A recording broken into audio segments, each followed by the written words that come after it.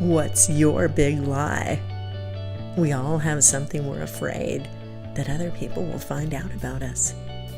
That's what we're going to be talking about in today's episode. I'm Maria. This is the Strong Body, Strong Soul show. I have Lisa Evans Powell here with me. We are going to be talking about mental health awareness, how it affects our teens. We're going to be talking about what the favorite drugs of choice are out there. All sorts of stuff. I hope you enjoy the interview today. Here we go. Hi, hello everybody. I am Maria. This is the Strong Body, Strong Soul show, and I am here with Lisa Evans Powell. Tell everybody a little bit about yourself. Hi everybody, I'm Lisa Evans Powell. I am a social worker. I'm a mom. I'm a volunteer extraordinaire. I'm an occasional activist, and currently I'm a doctoral student at USC, the Suzanne Dvorak Peck School of Social Work. Nice. And if you've been following the show here, you know that one of my passions is helping other people use their voices to raise awareness. There are so many different topics, so many hot spots in our society right now that people, sometimes they're afraid to talk about, or things will come up and they'll shy the other way because they're scary topics. Right now, we're going to talk about mental health awareness. That's right. Mental health awareness. Now, Lisa and I both have teen kids. And Lisa, what have you been noticing from a social worker perspective? What have you been noticing kind of that's happening out there in the school systems, how they're addressing it? Well, first of all, we know that we're seeing, increased amounts of anxiety and other sort of mental health issues with kids in recent, or current generations. And so, it's good to see that there are there's movement to trying to do more. We know there's a lot of stigma around sort of getting treatment. We know that in general, the numbers of folks, whether they're kids or adults that have a mental health issue and need help, there's a gap between that and who's actually getting treatment. And so we'd like to see that gap close, that whoever, ideally anybody who's having an issue could get the treatment that they need. But there's a lot of issues around that as to why there's that gap. But I think in the schools we're seeing more. Now the schools all have like mental. They talk about mental health awareness week at least. Right. I think some of them have more programming. It's usually in April. We certainly see the rise of the idea of social and emotional learning programs. That's what they're calling it now. Right, and I think that's a sort of a preventative piece that's just trying to kind of build resilience, build understanding of kind of those mental health issues. Just getting kind of trying to overcome some of that stigma and that it's okay to ask for help. It's okay when I recognize something in myself. What does that mean? How do I help a fellow classmate? I think it involves all of that, and I think certainly for teachers and staff to get better versed in identifying potential, problems in students. Well, I think, and tell me if I'm wrong, one of the first steps is losing that stigma and that preconceived idea. Mental health. To my son, he tunes out. Mental health to him means that somebody's broken. Right. Something's wrong with them. They have a diagnosis that needs treatment. Right. Don't say the word therapy, because that can freak kids out too. And it's different across the board, different kids or adults' reactions to the whole concept. Right. But emotional health, is anxiety itself, is that a mental health condition?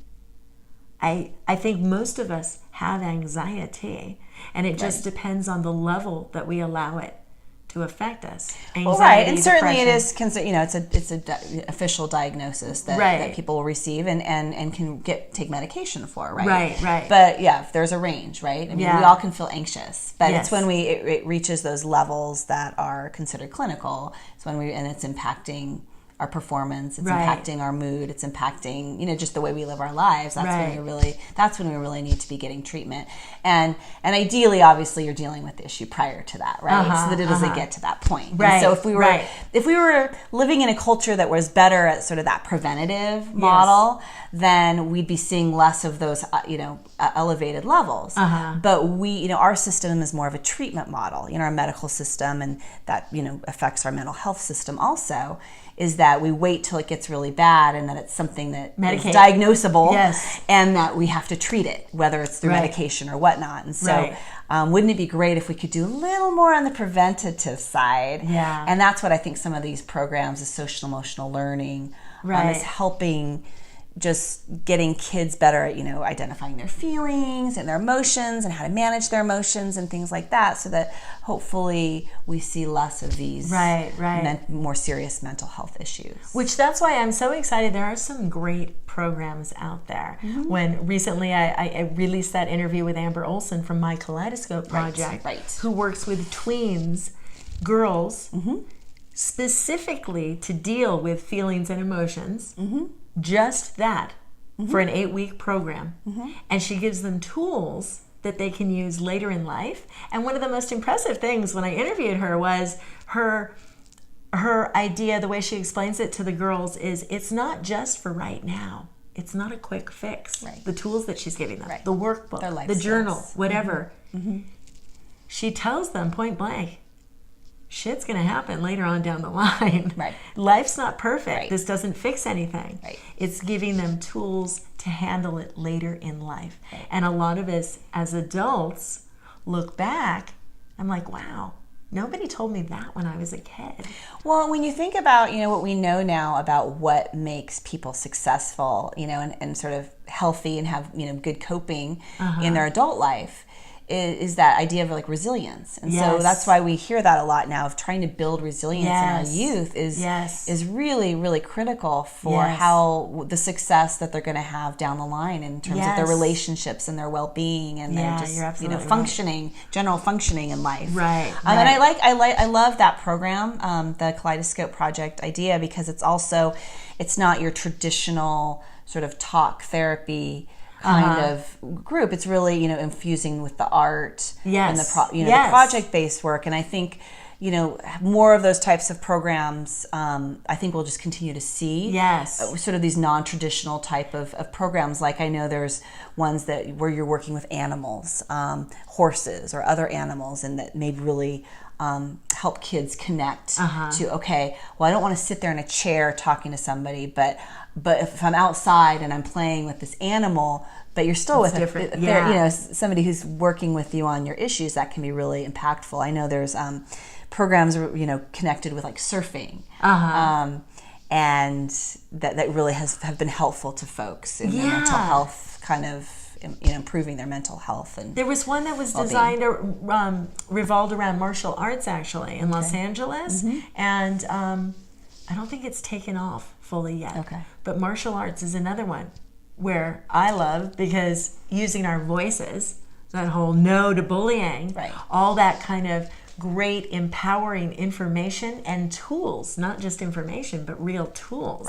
I absolutely love that. And I'm just sort of about whatever's going to get somebody in, and get them feeling whether it's good about what skateboarding they're doing. or surfing. Yeah, you're right. Let's make it kind of fun or whatever. Whatever we need to do, and then be able to sort of develop and build those skills with our youth is really important. Yeah, so, very interesting. I know there's some good things going on. So. Well, I wanted to talk to you a little bit about the program that they were talking about at the school just recently. There was a speaker, he is from Canada. One of the things that he did, he goes around the country and speaks to schools and to big companies and such about how to handle anxiety and stress, right? One of the things that he did during the exercise with the kids during the day at the assembly, he asked all the kids to get their phones out, to get their devices out and text a number. Now, this number is anonymous. The kids are asked a question. What are you most afraid of that someone will find out about you? He calls it, what is your big lie? How do you live with that lie? What's your lie? And out of 1,300 kids, they got 1,000 responses. So most of those kids were participating. And it's fascinating because it goes to the point too, by the way, when we're talking about technology, and so many times we tout the evils of it, the bad, the negative, social media, blah, blah, blah. But you know what?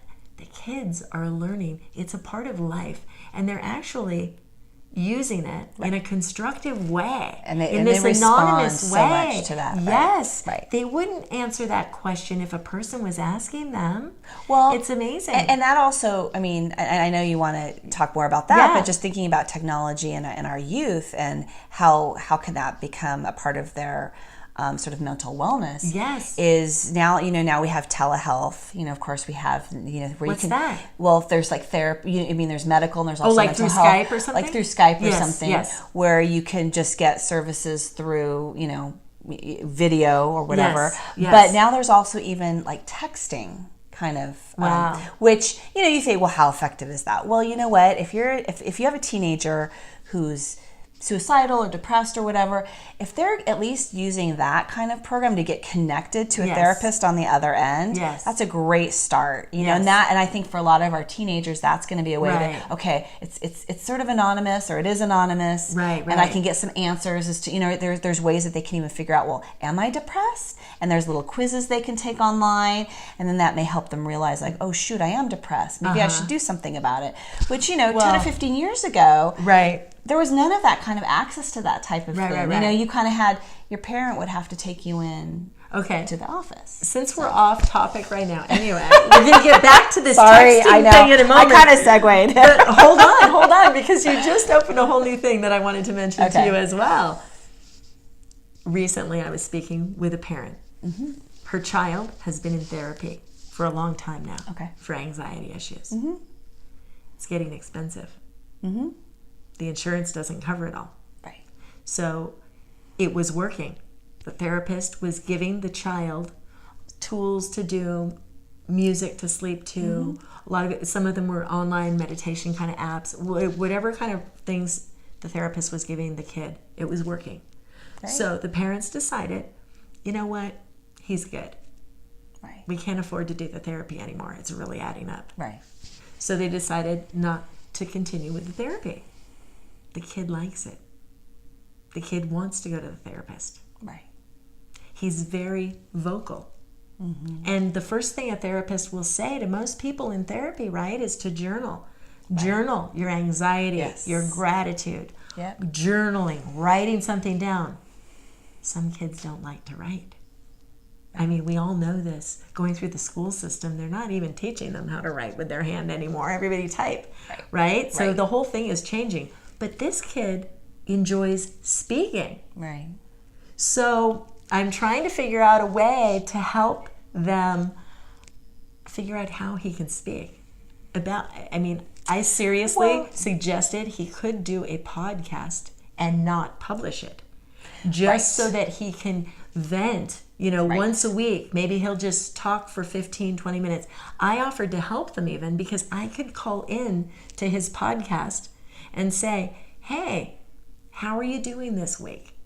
Right. What's really bugging you? It's almost like video journaling or something like that. Yeah. And I don't know if it's him just, whether it's him just being able to sort of vocally vent, what's happening in his life, or if it was really that interaction between, chances are if it's, it might have been, the number one thing is the relationship, right? Of how effective therapy is going to be is that relationship with your therapist, right? Yeah. So clearly, if it sounds like it was having impact, he probably had a really great relationship with his therapist. Right. So now that relationship has so I don't know if that will, and in some cases, when you end that therapeutic relationship, there's just sort of a period of loss and a little bit of grieving even as you've had to separate. And so for some it may be short lived. Like he figures out because at some point he's going to have to figure out how to live his life without his therapist instead of being a crutch. And so he might just need a little time to figure out. You know what? I do have the tools now. I am okay. Yeah. Like I can do this. That would be the goal. So I'd give it a little time to figure that out. Interesting.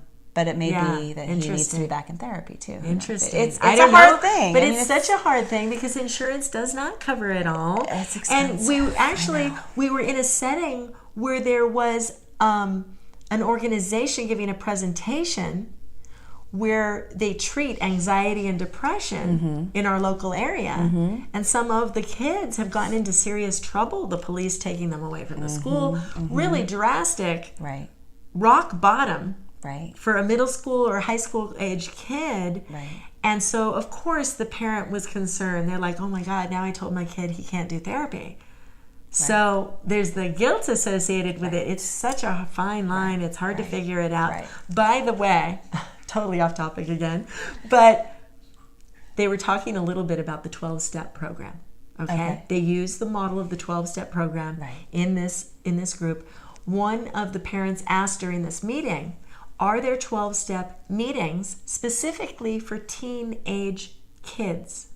Now, there aren't in our area that this guy knew about. Okay. He said it has been an issue. They've been discussing how to make that happen. Because, of course, when you're in a 12-step meeting, depending on what the particular addiction is, whether it's alcohol, whether it's food, whether it's sex or gambling, because I always have to work the word sex into my interviews. But whatever the case may be, you don't necessarily want your teen going to a meeting where there are older people with all these life experiences sharing the ugly truth. Well, right. And I don't really know much about like 12-step programs in terms of what ages they're trying to reach, but my guess would be there's probably some teen-oriented group or therapeutic kind of interventions that take a lot from the 12-step model, right? Because it's been such a proven model for so many years that I think there's programs out there that have probably said, okay, this would be really good for our teenage population. We're going to use this. We're going to use this. Perfect. And I think it's just asking that particular program or therapist, do you utilize any of that? Right. I think that's what they're working on a little bit. But on the flip side, this was my thought as well. Sometimes those 14-year-olds have scary stories. That would scare me. Absolutely. So it runs the whole gamut. It doesn't necessarily matter that number age as much as the experience. So again, you just have to go with what is appropriate for your family. Sure. If you have a teen that lived on the streets for 3 years and then you retrieved her back into your home, or she's in foster, whatever the case may be, depending on her experience, she might not be shocked by some of those other stories. Right. So it's hard. But okay, let me get back to the texting thing. We're going back now. We're going back to what is your big lie? Yes, we're circling back. So, what is your big lie? The kids send the message in. Right. Amazing as it is, the guy is able to put a huge screen at the assembly, put their responses immediately up on that screen. So here come the messages. I'm afraid my mom's going to find out I drank alcohol this weekend. I'm afraid my dad's going to know that I stole some money out of his wallet. I'm afraid my boyfriend's going to know that I like his friend better. It was the full range. I'm afraid someone's going to find out that I'm thinking about suicide. They're full range. Right. And he's able to immediately, after the presentation to the kids, and it was really therapeutic for the kids themselves to see it up on the screen. Right. To see that other kids are having the same fears. Yes, they are not alone. Yes, they are not alone in their fear of being found out for doing something bad or for thinking something bad. Right. And afterwards, he's able to analyze it. So he can figure out which words were the most common. Depression, anxiety were up there.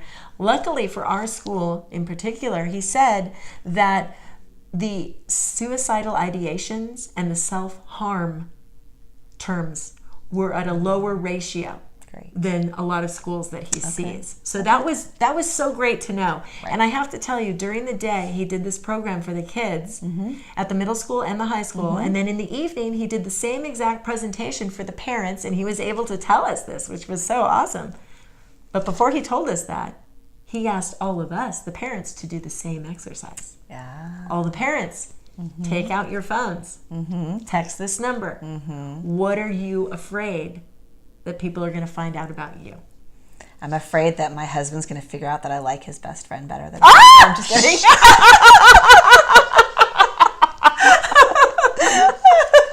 Oh my God, you're so funny. lot of it was, I'm afraid my kid's going to find out that I'm scared. Right. I'm afraid that I'm failing my kids. I'm afraid my kid is going to find out that I am suicidal. There were a couple of those. I'm afraid that my anxiety and depression will affect my kid's personality. I'm afraid my kid's going to feel like they need to take care of me. Wow. Right. Most of it was revolved around fear. There was some addiction, there was some self-harm. But oddly enough, this is the most fascinating thing. The guy immediately, when he saw all the parents' responses come in, he was able to do a quick little thing.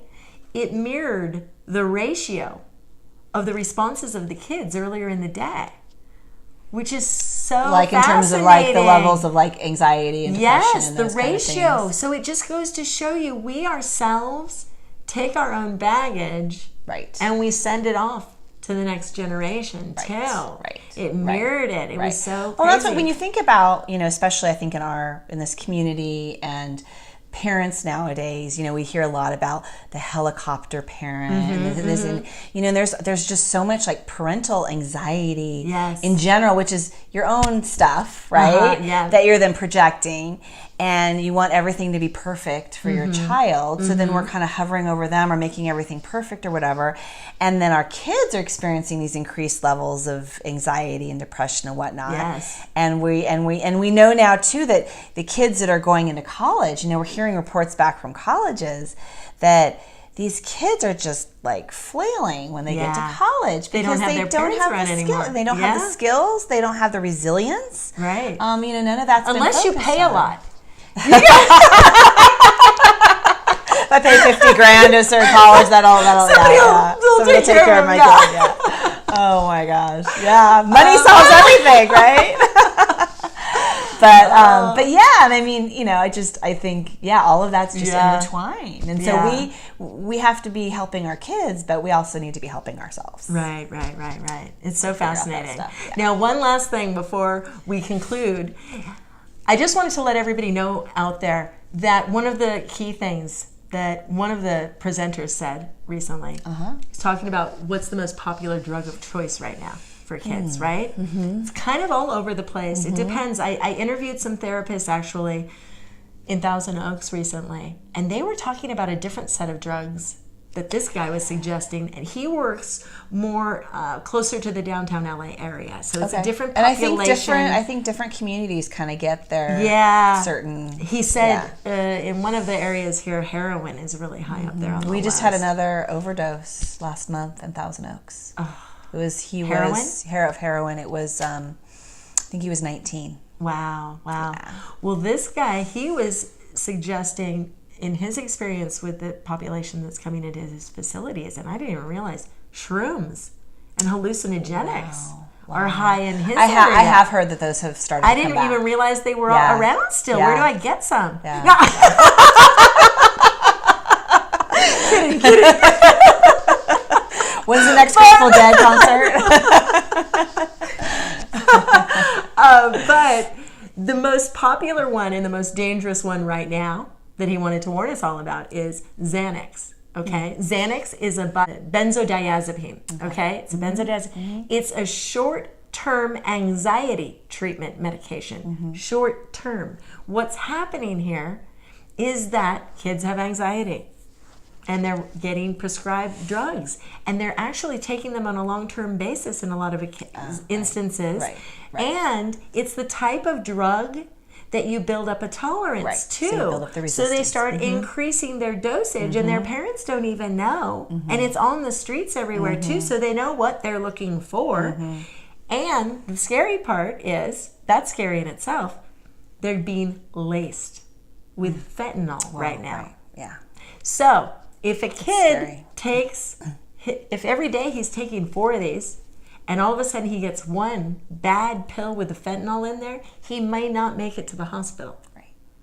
And that's the really scary thing with getting any of these drugs with any off kind the of street drugs, is that it can be laced with anything. And I think we've all seen the videos on social media or whatnot of the kid in a coma or that now has had all this damage done to them because they took one of these drugs that was laced with something, and all it takes is that one time. Yes, right? and in the old, right? You used to hear about, somebody slipping you a Mickey in your drink in a bar or something.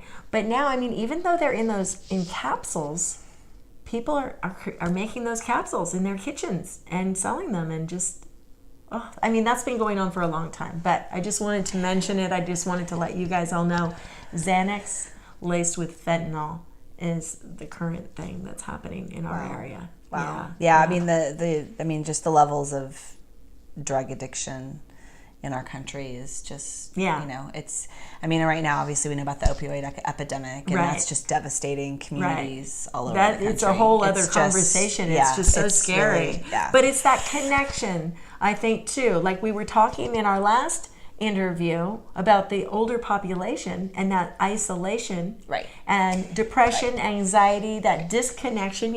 With the advent of more social media too, people are feeling more disconnected than they ever were. Well, and again, and going back to what we've been talking about just in the last few minutes, it's just building that resilience, that well-being, not being socially connected. It's all of it. And so, with our youth, I'm always really, I'm a big proponent of schools and districts doing what they can to maybe not necessarily offer the direct services, but be that starting point, for really being able to recognize a student, rather than just, we're just educating kids, we're just channeling them through, and we're not dealing with the mental health aspect. Giving them the book and the test. I think we really need to be dealing with that social and emotional learning piece, which I'm glad to see some districts starting to jump on that bandwagon and really looking, infusing it into the day and into the curriculum, so that students are talking about it, teachers are talking about it.